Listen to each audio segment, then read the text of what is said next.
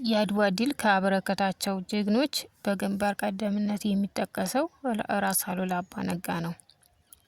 ይህም ሻለቃ ፒያኖ ካንት ሳሊም ቤኖር እና ሲኞር ሳይሮስ የተባሉ ኢጣሊያውያን ሰላዮች ራስ አሉላ ጣሊያኖች ጋር ጦርነት ገጥመው ድል ካደረጉበት ሳዕዲ ከሚባል ቀበሌ ተነስቶ ኑሯቸው ወደ ደጋማው ክፍል ቀጠሉ። የኑሯቸው ዓላማም ኢትዮጵያን በሚገባ ለማጥናትና ራስ አሉላን አታለው አባብለው ምጽዋት ካደረሱ በኋላ በመርከባቸው አሳፍረው በዚያው ወደ ጣሊያን ወስደው ለማሰር ነበር። ሶስቱ አታላዮች ሌላ ሁለት የማዕድን ተግባር አዋቂዎች ኢጣሊያኖች በርከት ያሉ ቅጥረኞች ሀገር ተወላጆች ነበሩ። እንደዚሁም በርከት ያሉ የጋማ ከብት በየአይነቱ እቃዎችን ተጭነዋል።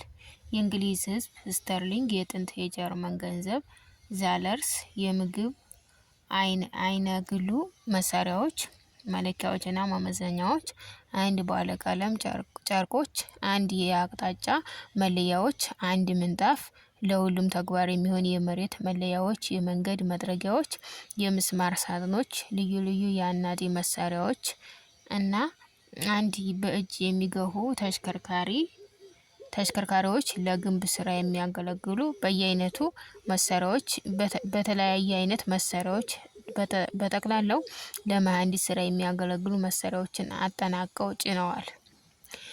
በጫኑት የማስመሰያ ዕቃና ገንዘብ የልባቸውን እንደሚፈጸምላቸው የተማመኑት ሶስቱ ኢጣሊያኖች በቀልድና በተስፋ ጉዟቸውን ቀጥለው ከሞቃታማው የቀይ ባህር አካባቢ ወደ ደጋማው ኢትዮጵያ መጠጋት ጀመሩ። ከኮረብታዎቹ ስርም ሆነው አሻቅበው በሀሳብ እና በየአቅጣጫው የአሉላ መዲና የነበረችውን አስመራን እየተመለከቱ የአስመራ ነዋሪዎች እኛን ሲያዩ እንደምን ይደነቁ ይሆን? አስመራ ስንገባስ እኛን ለማየት በመቻላቸው ከጫማችን ስር ወድቀው እንደሚገረሙና በሀሳብም እንደሚደነዝዙ ይሰማናል። መቼም ከሰማየ ሰማያት የወረድን የመላእክታን ዘሮች አድርገው ነው የሚመለከቱን። ለነዚያ ላልሰለጠኑ ህዝቦች አስደናቂ ታሪኮች እናጫውታቸዋለን። ከሰው አስተሳሰብና ግምት ሁሉ የላቀ ተአምር እንነግራቸዋለን ተባባሉ። የተሰማሩበት እቅድ ሁሉ ተሳክቶላቸው ራስ አሉላንም አታለው ወስደው በከብቶች በረት ሲያስሯቸው በኢጣሊያ ህዝብ ዘንድ ሊያገኙት የሚችሉት ዝናና ክብር የላቀ መሆኑን በሀሳባቸው ወለል ብሎ ይታያቸው ጀመር። በደስታና በምኞት የተቅበጠበጡት ኢጣሊያውያን ሰላዮች ከ40 ቀናት ከባድ ጉዞ በኋላ አስመራ ደረሱ። ራስ አሉላን በታላቅ ክብር ተቀበሏቸው። በሁለት ረድፍ ወታደሮች ተሰልፈው ጦር፣ አንድ ጎራዴ፣ ጋሻና ልዩ ልዩ መሳሪያዎች የታጠቁም ነበሩ።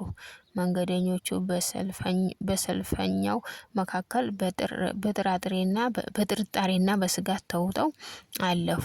ራስ አሉላ ይገኙበት ወደ ነበረው አዳራሽ አመሩ። በሳር ክዳን ያጌጠች ቤት በእበት ተለቅልቃ በልዩ ልዩ የአራዊት ቆዳዎች አጊጣለች።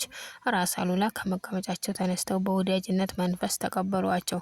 እንግዶቹ በአማሩና በልዩ ልዩ ጌጣጌጥ በደመቁት ወንበሮች እንደተቀመጡ አንድ ዙሪያውን በቀይ ጥለት ያሸበረቀ ነጫጭ ልብስ የለበሱ አሳላፊዎች ለእንግዶች የሚገባው መስተንግዶ አቀረቡ።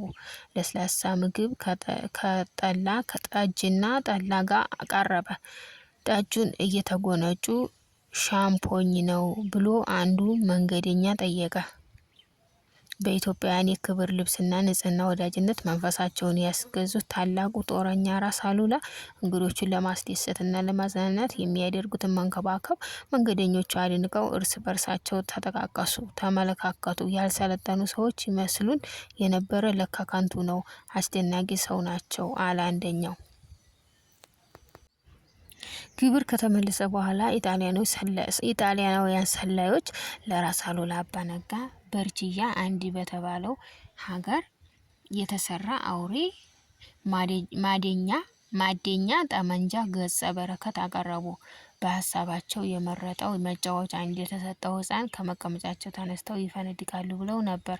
ራስ አሉላ ግን ስጦታ መቀበልና መስጠትም እንግዳ ነገር እንዳልሆነባቸው በነበራቸው ትዕግስት ተመለከቷቸው። የሰላዮቹ አድናቆትና መገረም የላቀውን ደግሞ የሰላዮችን አድናቆትና መገረም የላቀው ደግሞ ራስ አሉላ ባጠገባቸው ቆመው ከነበሩ ሰዎች አንደኛውን ጠርተው 3 አዳዲስ ጠመንጃዎች አስመጥተው ለእያንዳንዳቸው ባበረከቱላቸው ጊዜ ነበር።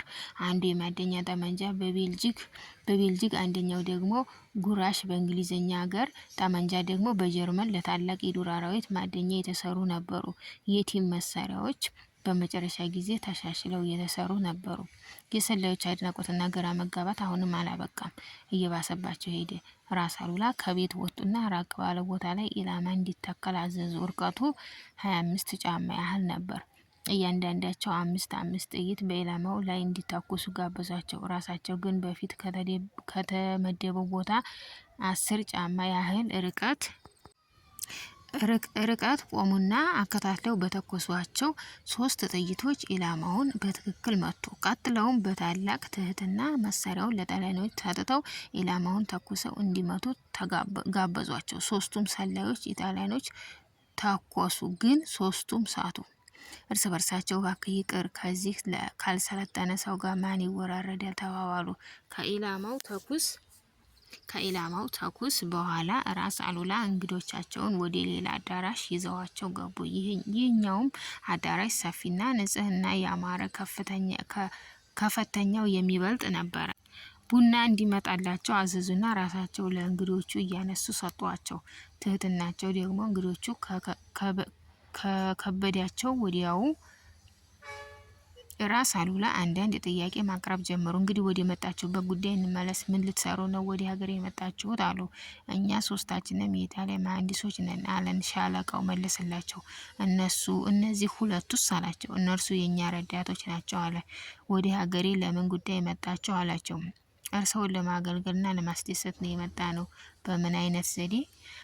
ሀሳባችንና አላማችን ዘመናዊ መንገድ፣ ድልድይ፣ ቤቶችን፣ ቤተክርስቲያኖችን፣ የውሃ ማጠራቀሚያዎችን፣ መሬት የሚያለሙ ቦዮችን ለመስራትና ይህንን በተፈጥሮ ደረቅ የሆነውን መሬት ለማልማት ሀገርንም ምድረገነት ለማድረግ ነው። ለዚህ ሁሉ ድካማችሁስ የምትጠይቁት ምንድን ነው ብለው ጠየቋቸው። ከመንፈስ ደስታና ከሀገራዊ ብልጽግና በስተቀር የምንጠይቀው ምንም አይኖርም።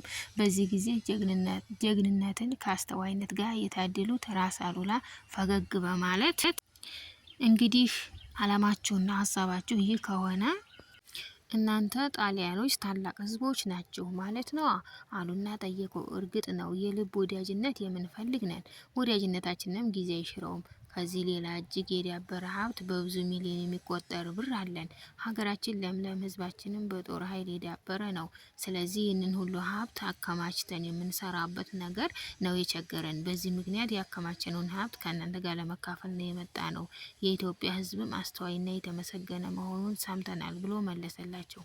መልካም ሀሳብ ነው። በእርግጥ ለዚሁ ተግባር የመጣችሁ ከሆናችሁ የሚቸግራችሁ ምንም የለም። እንደ ወንድማማቾች እንመለከታችኋለን።